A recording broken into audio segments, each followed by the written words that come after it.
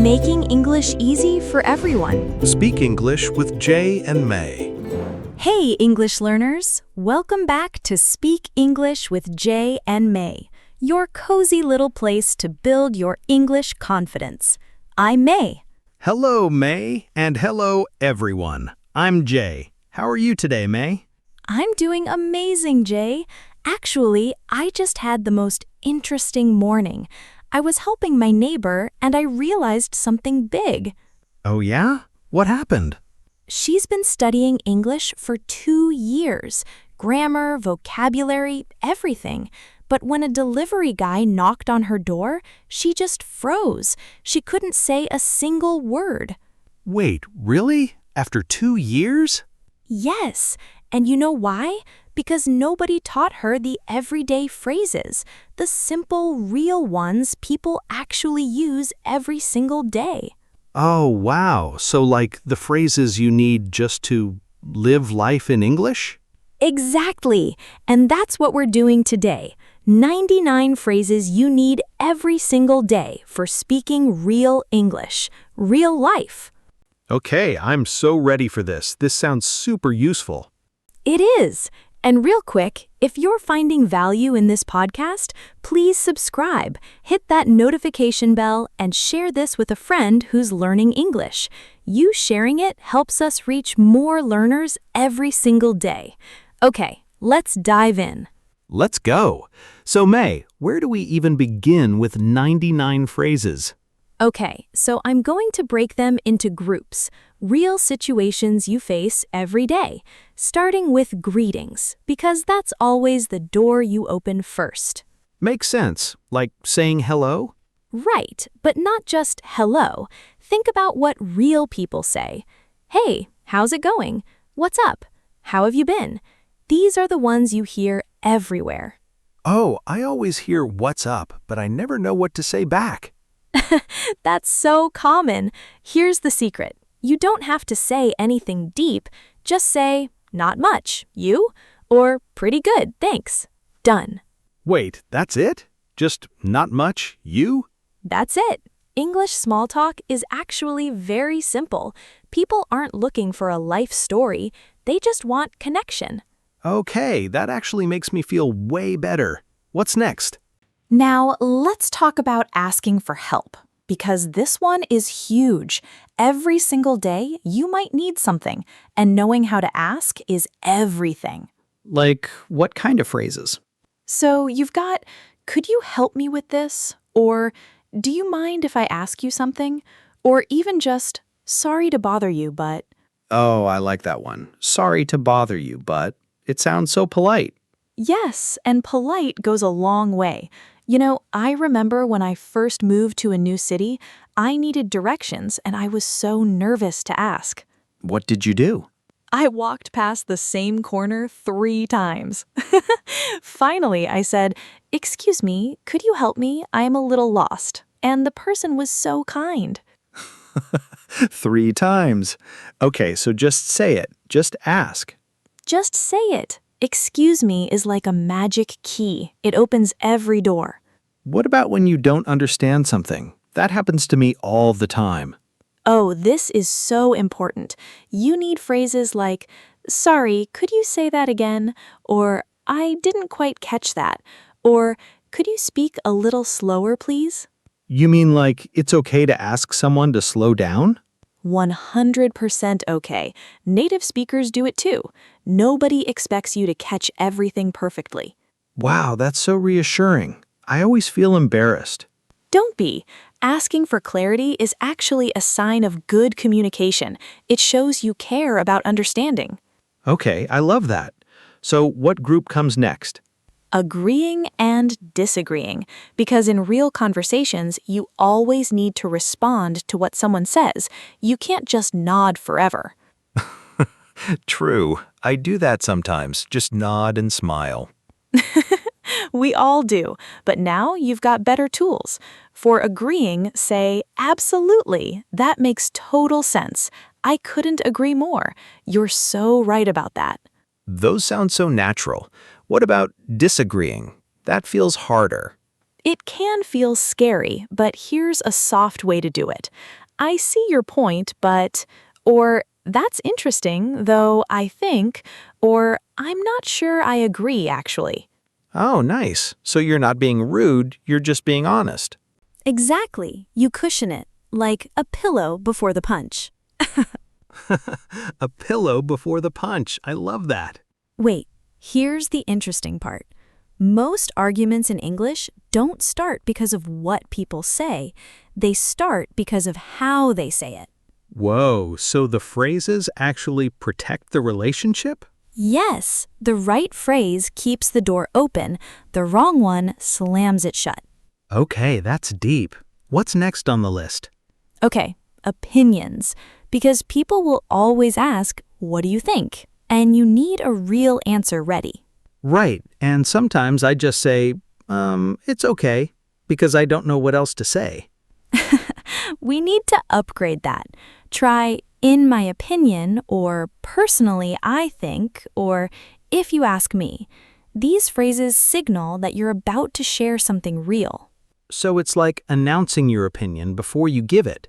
Exactly. It's like saying, hey, I'm about to talk now. It gives you a second to think, too. Oh, that's clever. Buy yourself some time. Smart, right? And if you're not sure about something, say, I'm not totally sure, but I think, or don't quote me on this, but... You mean like you're warning them it might not be perfect? Exactly. Honesty in communication builds trust. People respect you more when you admit you're not 100% certain. Okay, let's keep going. What area haven't we covered yet? Okay, big one. Talking about time. Because life is full of schedules, appointments, deadlines. Oh, yes. I always struggle with this at work or school. So you need phrases like, let me check my schedule. Can we reschedule? I'm running a little late. I'll be there in 10 minutes. I'm running a little late. I use that one actually. See? You already know some. And add, sorry for the delay or thanks for waiting. Those two phrases, people love to hear them. Because they show you respect their time? Exactly. Time is the one thing nobody can get back. Acknowledging that, big deal. This is where things change for me. I never thought about time phrases as being that important. Oh, they're huge. And here's a funny story. My friend once told her boss she'd finish a report soon. You know what happened? What? Her boss thought soon meant in 1 hour. She meant in 1 week. No way. That's such a big misunderstanding. Yes, so be specific. Say, I'll finish by Friday, or I'll send it this afternoon. Clear is kind. Clear is kind. I'm writing that down. Please do. Now let's talk about something you do every single day. Shopping, ordering food, getting things done. Oh, yes. Like at a coffee shop or restaurant? Perfect example. You need, can I get, or I'd like to order, or what do you recommend? And when you receive something, this looks great, thank you. What about if there's a problem, like the order is wrong? Great question. Say, excuse me, I think there might be a mistake, or I'm sorry, but I ordered something different. Calm, polite, clear. That sounds so much better than getting upset. Always. A calm voice gets better results than a loud one. Trust me on that. You won't believe what I used to do. I'd just eat the wrong order and say nothing. Oh no, you needed these phrases earlier. I really did. Okay, what else is on our list? Phone and messaging phrases, because so much of life now happens on the phone or online. Oh, good. I panic a little on phone calls. So many people do. Okay, try, is this a good time to talk? I'll call you back in a bit. Can you send me a text instead? Or when you're on a call, sorry, I lost you for a second. Can you repeat that? Oh, I love, is this a good time to talk? It's so considerate. It really is. You're respecting their space. And if you need to end a call, I'll let you go now is a beautiful phrase. I let you go, like you're setting them free? Exactly. It's gentle. It's kind. No awkward silence. Okay, let's keep the momentum. What's next? Feelings and emotions, because real English includes emotional honesty. Oh, like how to express how you feel? Yes, I'm feeling a bit overwhelmed. That really made my day. I'm so relieved. Honestly, I was nervous about this. You mean like saying it out loud is normal in English? Very normal. English speakers talk about feelings openly. It builds connection. Wow. In some cultures, that's private stuff. I know, but when you're speaking English, especially with international people, emotional vocabulary makes you more relatable, more human. That's actually beautiful. So, say what you feel. Say what you feel, with good phrases. And here's one I love. When something good happens, don't just say good, say that's incredible. I'm so happy for you. That's such great news. Oh, it makes the other person feel seen. Yes, big difference between good and that's incredible. Congratulations. Okay, what about compliments? I want to give compliments in English. Oh, this is fun. You did a great job. That was really well done. I love the way you explained that. You have such a good sense of humor. Those sound so warm. What about accepting a compliment? I always just say, no, no, no, and wave my hand. Oh, so many people do that. In English, accept the compliment. Just say, thank you so much, or that's really kind of you to say. Simple and gracious. So don't reject it, just receive it. Receive it with a smile. You're not being arrogant, you're being gracious.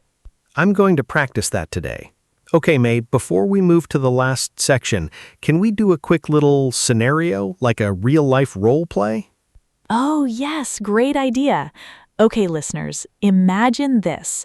Jay just walked into a coffee shop. It's busy, it's loud, and the barista is moving fast. Jay, you're up. What do you say? Okay.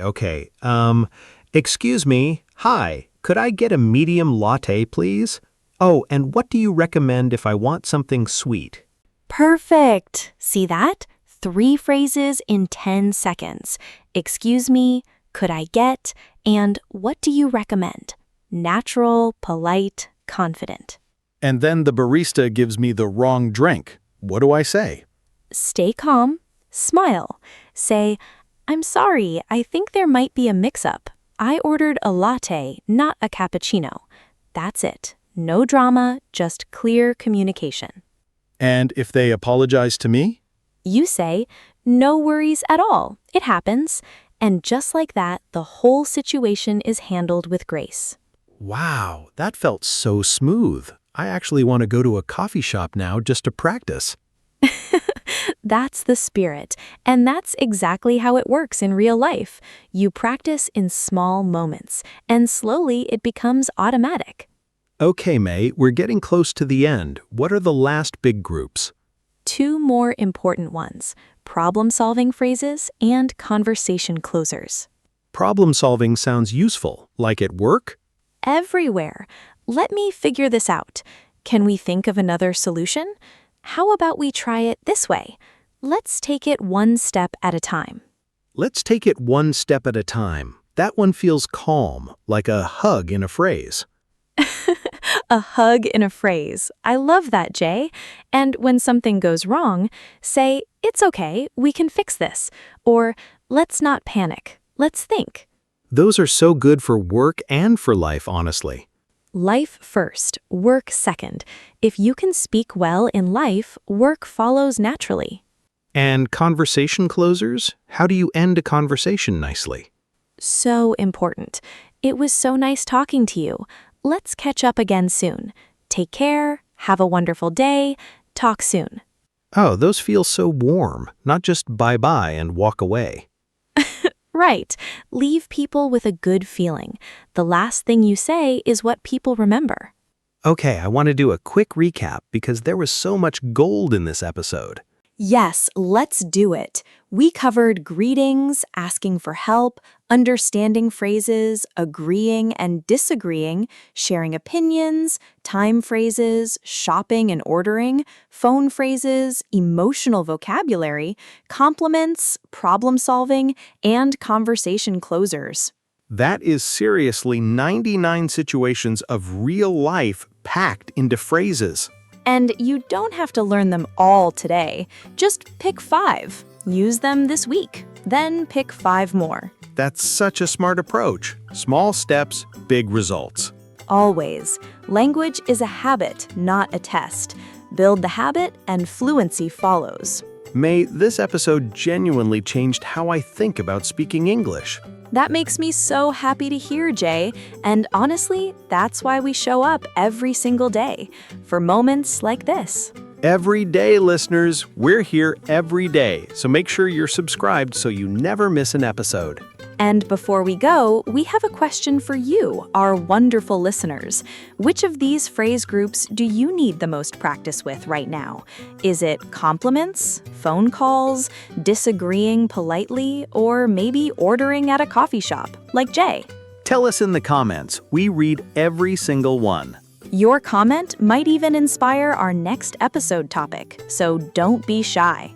That's it for today, everyone. Thank you so much for spending this time with us.